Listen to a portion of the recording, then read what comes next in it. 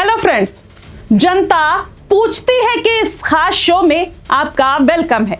जब किसी राज्य में लाखों युवाओं का भविष्य दांव पर लगा हो, जब महीनों की मेहनत और सालों की तपस्या पेपर लीक की भेंट चढ़ जाए, जब युवा सड़कों पर लाठियां खा रहे हों, तो सवाल उठता है कि लोकतंत्र का क्या धर्म बनता है। लोकतंत्र का धर्म बनता है कि देश का मुख्य विपक्ष, न्याय की बात करने वाले सिविल सोसाइटी के लोग और खुद को निष्पक्ष पत्रकार कहने वाले सोशल मीडिया इन्फ्लुएंसर्स उन छात्रों के साथ कंधे से कंधा मिलाकर खड़े हों। लेकिन झारखंड में क्या हो रहा है? क्या सीजेपी और तथाकथित जन आंदोलनकारी नेता एक साथ बीमार पड़ गए हैं? क्या सीजेपी के नेता कोरोना से भी खतरनाक वायरस से पीड़ित है? क्या झारखंड के जेएमएम कांग्रेस गठबंधन सरकार के खिलाफ बोलने में इनके गले में खराश आ जाती है? क्या ये तथाकथित स्वतंत्र और निष्पक्ष पत्रकार इस समय सो रहे हैं? ये लोग चुप क्यों हैं? ये महज इत्तेफाक नहीं है। एक साथ कई नेताओं का बीमार पड़ना, एक साथ बड़े बड़े पत्रकारों का मौन व्रत धारण कर लेना, यह महज एक संयोग नहीं है, बल्कि साफ साफ एक सुनियोजित सोच की तरफ इशारा करता है। फ्रेंड्स, आज के इस वीडियो में हम गहराई से विश्लेषण करेंगे कि क्या छात्र आंदोलन, पेपर लीक और जन समस्याएं इस पूरे इकोसिस्टम के लिए केवल एक टूल है? क्या इनका असली मकसद समस्याओं का समाधान करना है या फिर एक तय राजनीतिक एजेंडे के तहत केंद्र सरकार को टारगेट करना है? आज हम इस पूरे मामले के एक एक पहलू को परत दर परत खोलेंगे। आप इस वीडियो के अंत तक हमारे साथ बने रहिए।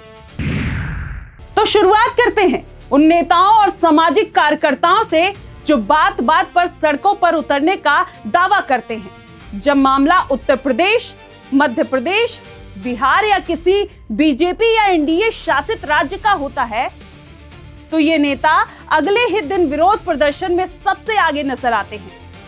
उनके बैनर तैयार हो जाते हैं, उनके भाषण तीखे हो जाते हैं और उनके स्वास्थ्य में कोई रुकावट नहीं आती।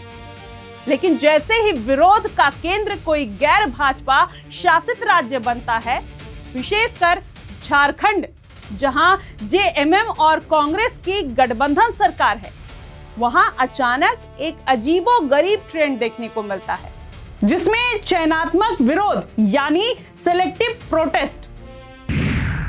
अचानक नेताओं की तबीयत खराब होने लगती है, कोई अस्पताल में भर्ती हो जाता है तो कोई डॉक्टर की सलाह पर आराम करने चला जाता है। एक साथ, एक ही समय पर कई नेताओं का बीमार पड़ना आम जनता और विश्लेषकों के मन में शक की बड़ी वजह बनता है। फ्रेंड्स, क्या यह सचमुच स्वास्थ्य का मुद्दा है या फिर यह जेएमएम कांग्रेस सरकार को किसी भी तरह से राजनीतिक नुकसान से बचाने की एक रणनीतिक तरकीब मानी जा सकती है? जब छात्र सड़कों पर अपनी मांगों को लेकर शांतिपूर्ण प्रदर्शन कर रहे हैं, पुलिस की लाठियां खा रहे हैं, तब ये नेताओं की चुप्पी ये साफ बयां करती है कि इनके मन में सरकार के स्वरूप को लेकर गहरा पक्षपात है। साफ दिखता है कि अगर कोई सरकार इनकी राजनीतिक विचारधारा के अनुकूल है, तब छात्रों का दर्द इनके लिए अदृश्य हो जाता है। यदि विरोध करने से अपनी पसंद की गठबंधन सरकार पर सवाल उठते हैं, तो ये नेता बीमारी का बहाना बनाकर दूरी बना लेते हैं। ये रवैया केवल गैर जिम्मेदाराना ही नहीं, बल्कि उन युवाओं के साथ एक बड़ा विश्वासघात है जो जंतर मंतर पर आंदोलन के दौरान इन नेताओं को अपना मसीहा समझ रहे थे। अब बात करते हैं उन सबसे प्रभावशाली माध्यम की, जिसे आज की पीढ़ी स्वतंत्र मीडिया या अल्टरनेटिव मीडिया मानती है।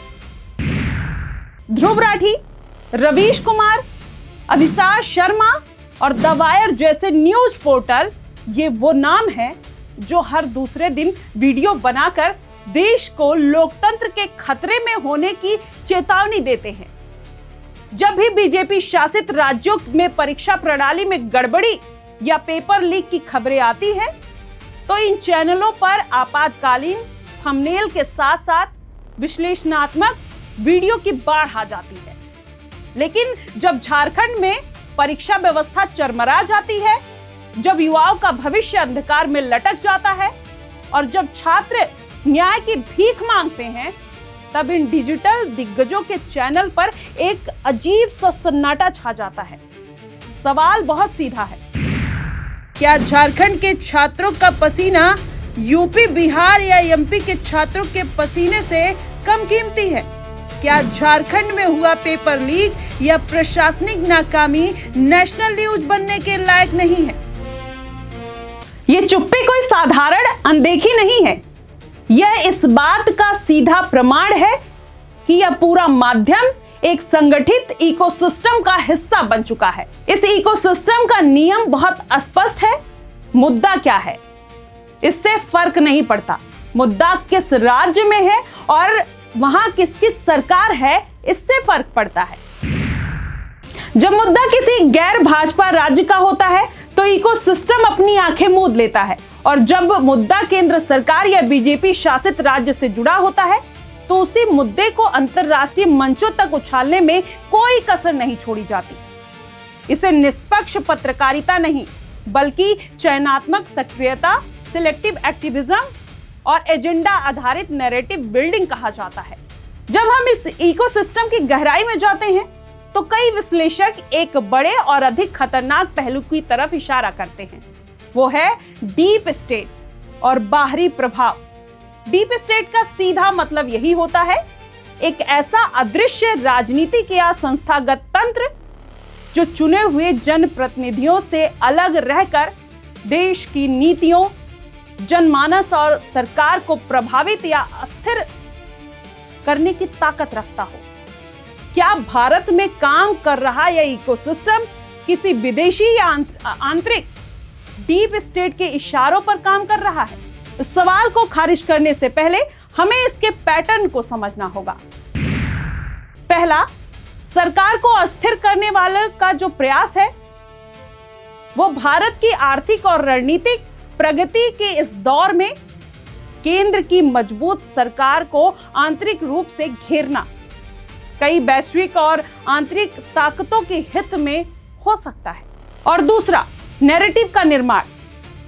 किसी भी देश को अंदर से कमजोर करने का सबसे आसान तरीका होता है उसके युवाओं में असंतोष पैदा करना।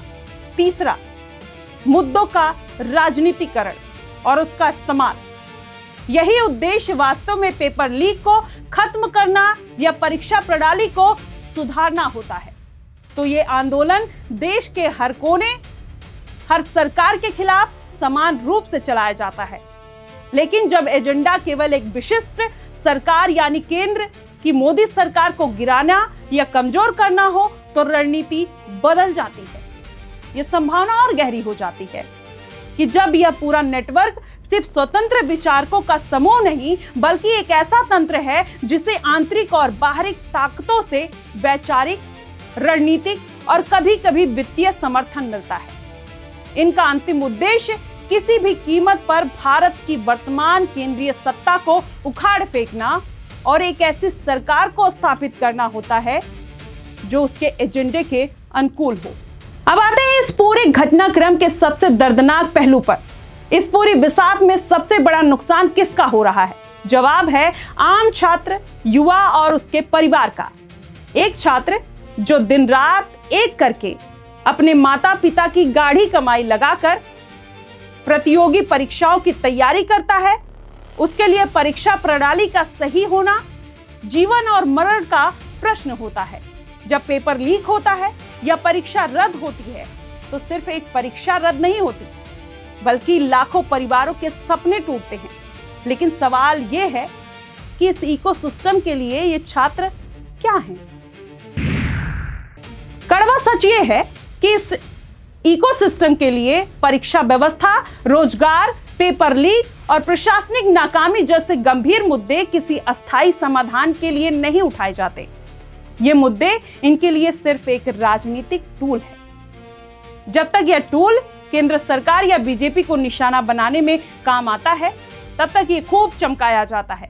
लेकिन जैसे ही ये टूल अपने ही सहयोगी दलों जैसे जेएमएम या कांग्रेस या दूसरे विपक्षी दलों को नुकसान पहुंचाने लगता है, इसे तुरंत अलमारी में बंद कर दिया जाता है। अगर इसका मकसद सचमुच भारत से पेपर लीक जैसी बीमारियों को खत्म करना होता, तो ये झारखंड सरकार पर उतना ही दबाव बनाते जितना ये अन्य राज्यों पर बनाते हैं। ये झारखंड के मुख्यमंत्री से सवाल नहीं पूछते, ये वहां के शिक्षा विभाग से जवाबदेही नहीं मांगते, लेकिन इनका मकसद समस्या का निवारण है ही नहीं।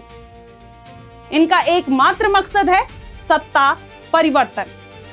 जब किसी आंदोलन का उद्देश्य सुधार ना होकर सिर्फ सत्ता परिवर्तन हो, तो वहां जनता की भावनाएं केवल एक जरिया बनकर रह जाती है। तो फ्रेंड्स, झारखंड में बन रही यह स्थिति हमें एक बहुत बड़ा सबक देती है। राजनीति में विरोध होना स्वाभाविक है और लोकतंत्र में सरकार से सवाल पूछना हर नागरिक का अधिकार है। लेकिन जब विरोध का आधार निष्पक्षता ना होकर राजनीतिक पक्षपात बन जाए, जब निष्पक्षता का चोला ओढ़े लोग अपनी सहूलियत के हिसाब से सच बोलने लगे, तो हमें सावधान हो जाना चाहिए। झारखंड के छात्र आज जिस दौर से गुजर रहे हैं, उन्हें राजनीतिक ढाल की नहीं बल्कि सच्चे और निष्पक्ष समर्थन की जरूरत है। यह समय है कि जनता इस इकोसिस्टम के दोहरे रवैये को पहचाने।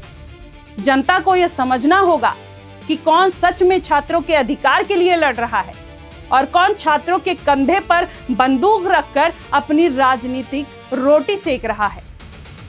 जनता को सवाल पूछने होंगे और नेताओं से भी जो अचानक बीमार हो जाते हैं, और उन पत्रकारों से भी जो झारखंड के मुद्दे पर मौन साध लेते हैं। जब तक देश का युवा और आम नागरिक इस सिलेक्टिव राजनीति और नैरेटिव के खेल को नहीं समझेगा, तब तक जन समस्याएं यूं ही राजनीतिक टूल बनती रहेंगी। आपकी इस पूरे मुद्दे पर क्या राय है? क्या आपको भी लगता है कि झारखंड के मामले में इकोसिस्टम का दोहरा रवैया सामने आ गया है? अपनी राय कमेंट सेक्शन में जरूर साझा करें। अगर आपको यह विश्लेषण आंखें खोलने वाला लगा हो, तो इस वीडियो को शेयर करें, चैनल को सब्सक्राइब करें और बेल आइकन दबाना ना भूलें। धन्यवाद।